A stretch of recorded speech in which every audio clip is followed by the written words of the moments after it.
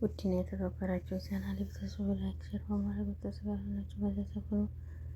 እንደሚታወቀው ጉዞ የሚጠበቅ ድራማ በጣም አስተማሪ የሆነ ድራማ አደይ ድራማ ነበር። አሁን ላይ ግን ዴቭ እንደዚህ በመሆኑ በጣም ከባድ እና ዴቭ ተሞተ ድራማው እንደሚያስጠላ ነው የሚያሳየው። አደይ እንግዲህ ለኔ ብሎ ዴቭ መሞት የለበትም እያለቻት ትገኛለች። አደይ ሄዳለች። አደይ በሄደችበት እንግዲህ ዴቭ በቃ ልትፈልገው ቤትም ተደብቃ ባለችበት ሰዓት ምክንያቱም አባቷ እንዳያገኛት እና ከዚህ ወደ ከተማ መመለስ እንዳይከለክላት አደይ ወስና ተደብቃ ዴቭን እያፈላለገች ባለችበት ሰዓት አደይ ግን አሁን ላይ ዴቭን ልታገኘው አልቻለችም። ምክንያቱም ዴቭ ያለበት ሁኔታ የለምና እነ ጫኔ ገለውታል እያለች እህቷ እየነገረቻት ነበር። አደይ በጣም አዝናለች።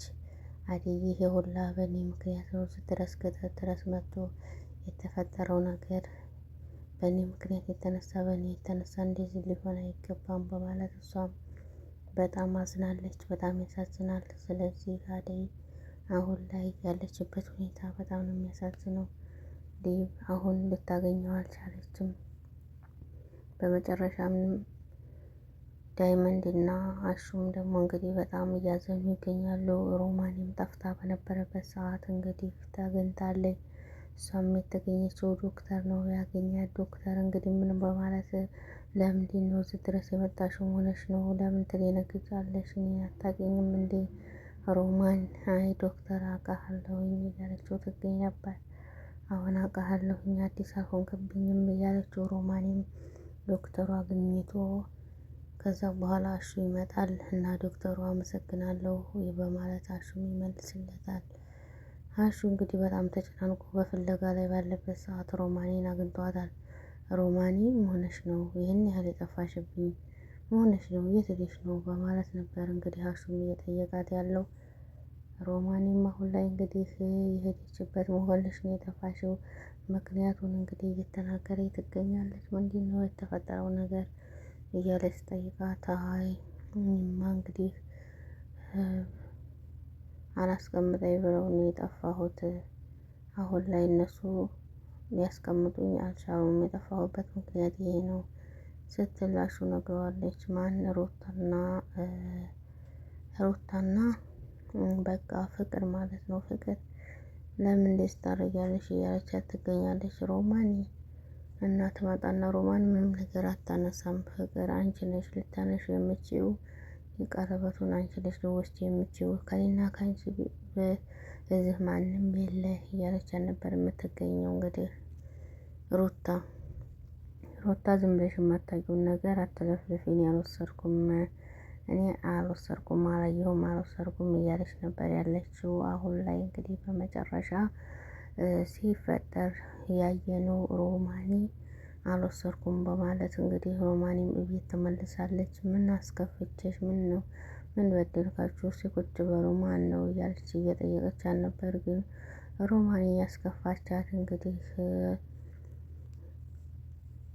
በቃ ፍቅርና እንትና ናቸው። ስለዚህ አሁን ላይ ሮማኒ በቃ እንደዚህ መሆን የለብሽም፣ ምንም ቢፈጠር ምንም መሄድ የለብሽም። ለምንድን ነው እዚህ ድረስ የመጣሽው? እኔ እያለሁልሽ ዳይመንድ እንዴት ሰው እንደሌለሽ ትሆኛለሽ? እንዴት ነው የሚከፋሽ? ለምን ይከፋሻል? እያለ ዳይመንድም አይዞሽ አብሽሪ፣ ለምንድን ነው የምትጨነቂው? እያላት ነበር የሚገኘው እና እሷ ግን ከመጨነቅ አሁንም ቢሆን ወደኋላ አላለችም። ሮማኒ በጣም አስጠልተዋታል። ተባብረው ከቤት እንደምትወጣና በቃ ፍቅርም ደግሞ ሩታ እንደወሰደችው ሮማኒ ገንዘቡን እየወሰደችው እሷ ናት የምትወስደው፣ ሌላ ሰው ማንም አይወስደውም በማለት እሷን እንግዲህ እንዳወናጀለቻት ትገኛለች።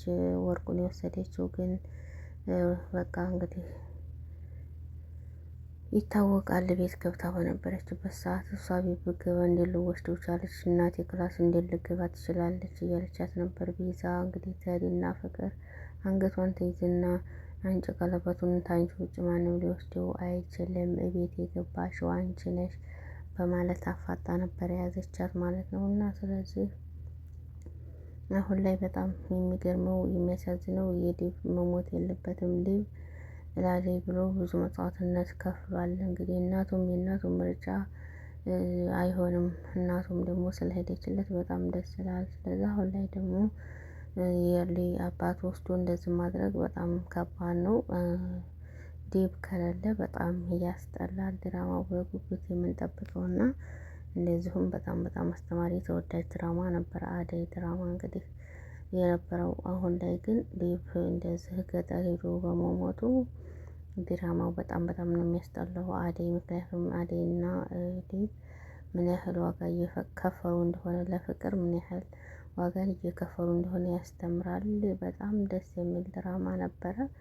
አሁን ላይ ግን ዴብ ከሌለ በጣም ያስጠላል። የምር በጣም ነው የሚያስጠላው እና አሁን ላይ እየተጨነቀች ትገኛለች። የፍቅር እናት ያው አሹና ሮሚ ስለመጡላት እነሱን ለመጠየቅ እና እሱም ዴብም ሄዶ እንደቀረ ሁላቸውም እንግዲህ አልሰሙም። ቀጣይ የሚሆን እና ዴብም ስለሞተ ብለው የሚናገሩ ነው የሚሆነው። አሁን ላይ የሰሙት አደይ እና እህቷ ብቻ ናቸው ስለ ዴብ ጉዳይ ያወቁት፣ ሌሎቹ አላወቁም።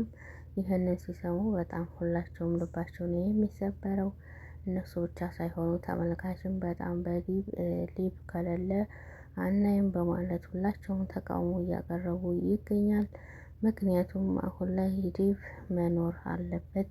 አደይ እና እሱ ተጋብተው በቃ ደስታቸውን ማየት ብዙ የሚፈልግ ሰው አለ እና ለፍቅር ሲሉ ብዙ መስዋዕትነት እየከፈሉ እናቱም መጣ ያንን ጉድ ስትበጠብጥ አሁንም ቢሆን ዴብም ስለሚወዳት አደይም እንደዛው ስለሚሆን እንደዛ ተናግረዋት እንኳን ተስፋ አልቆረጠችም፣ እሱም ተስፋ አልቆረጠም ነበር። አሁን ግን ይሄ ሲመጣ ልቧ በጣም ይሰበራል። አደይ ከምንም በላይ አባቷ ገጠር ድረስ ሄዶ ለሌላ ሰው እንደሚድራት ያንን ሁሉ አሳልፋ ያንን ሁሉ መስዋዕትነት ለሄዳ ገጠር ሄዳ አምልጣ መታ አሁን በመጨረሻ ይሄ ሲፈጠር የዴብም እናት ሄደች እንግዲህ ሂዳለታለች።